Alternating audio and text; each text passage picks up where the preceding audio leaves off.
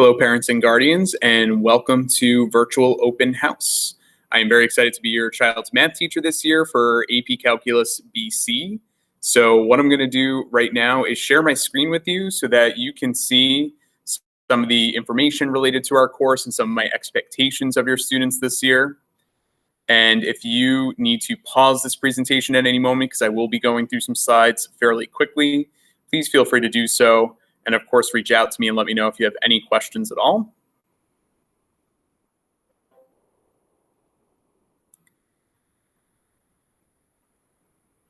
So I'm very excited to be starting the 2020-2021 school year with your students.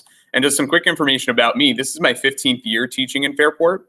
And as a fun fact, I got married on Pi Day to another math teacher right here.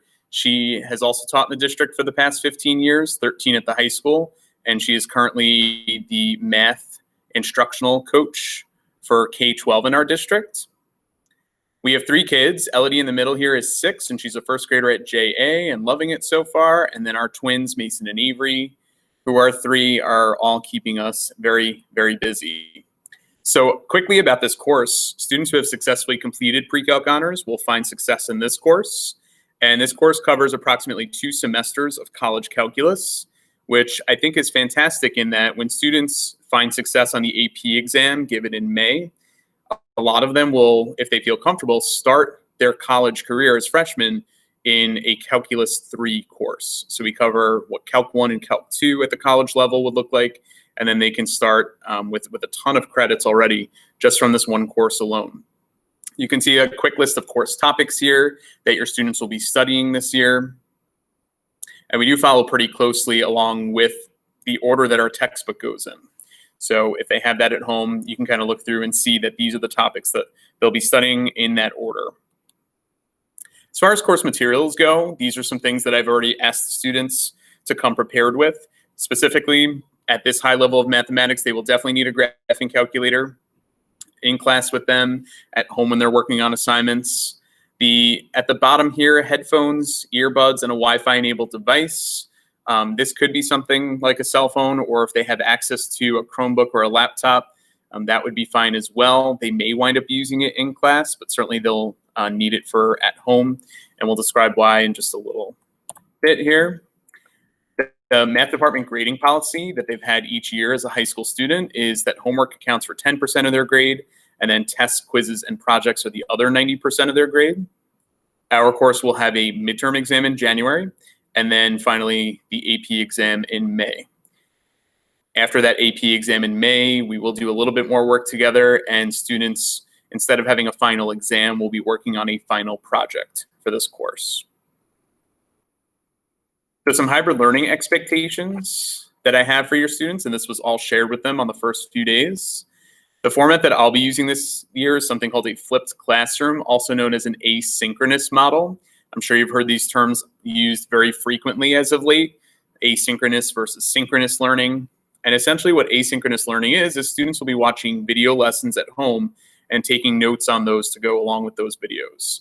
I've included that the average video will be about 20 to 30 minutes each night.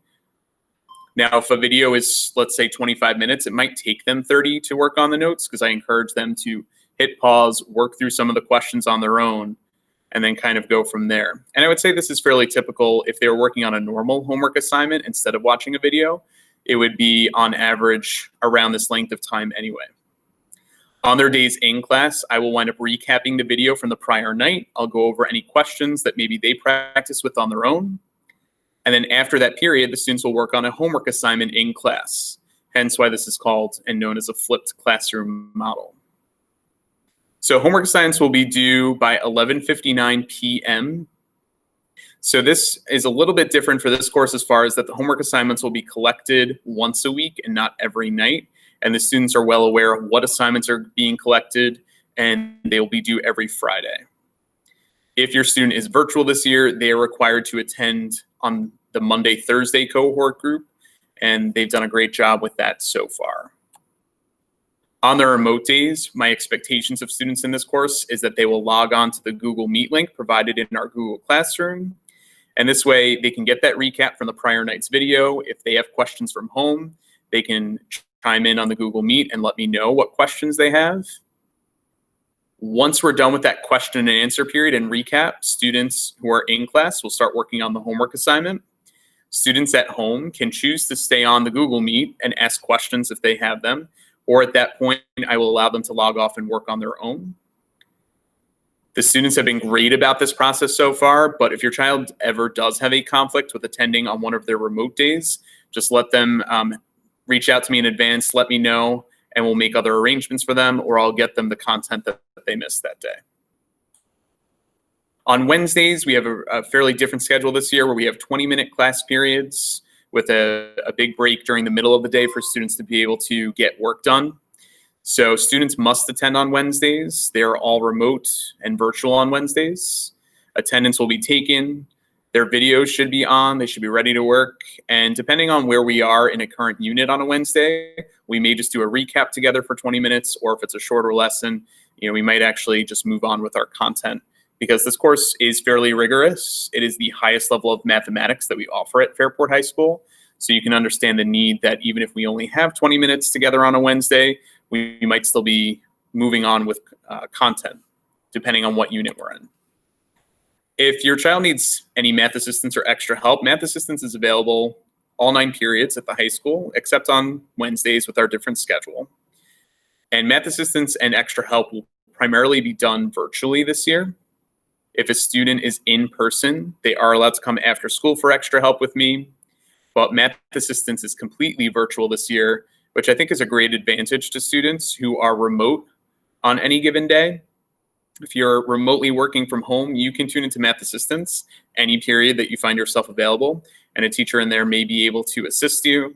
I say may be able to assist you because, again, this course is certainly at the highest level that we offer at the high school. So if the teacher in there can't help them, certainly encourage them to reach out to me and make a plan. And what I'll do right now is I'll show you what their Google Classroom looks like briefly, just so you can kind of see what their view will look like and what they should be working on and accessing in Google Classroom. The daily videos will be posted there. Other information and notes will be posted in Google Classroom. So what you're seeing presented right now is exactly what the students would see when they open up Google Classroom for AP Calc BC. The students are joining their meeting with me on their remote days using the link at the top of Google Classroom here. And you'll see that if you scroll down in the stream, there are 2 Google Meet links, one for math assistance and then the other one for after school help. The only thing I ask is if your student would like help after school, just to communicate with me in advance so I know that they'll be waiting for me there. In the classwork section, this is where they'll find any note sheets, agendas with information as far as when homeworks are, when tests and quizzes are coming up. And then you'll start seeing all the links to the videos in here as well. So we're just about done with chapter 2 right now. Here's a packet of notes that I gave all the students on day 1, but if I click on day 1 notes, you'll see that there is a video associated with that. That's what they're doing at home each night. Okay, here's the day 2 notes. That one was a little bit longer at 25 minutes. So here's what they're looking at when they come into Google Classroom, and then coming in the next day and recapping some of that information with me. So if I go back here, lastly, of course, I went really quickly through some of the information that we have this year. So if you have any questions for me at all, please feel free to email me at jall@fairport.org, and I'd be happy to answer those for you. And otherwise, I really look forward to getting to know your students better as we proceed throughout the year. And please let me know if you have any questions. Thank you.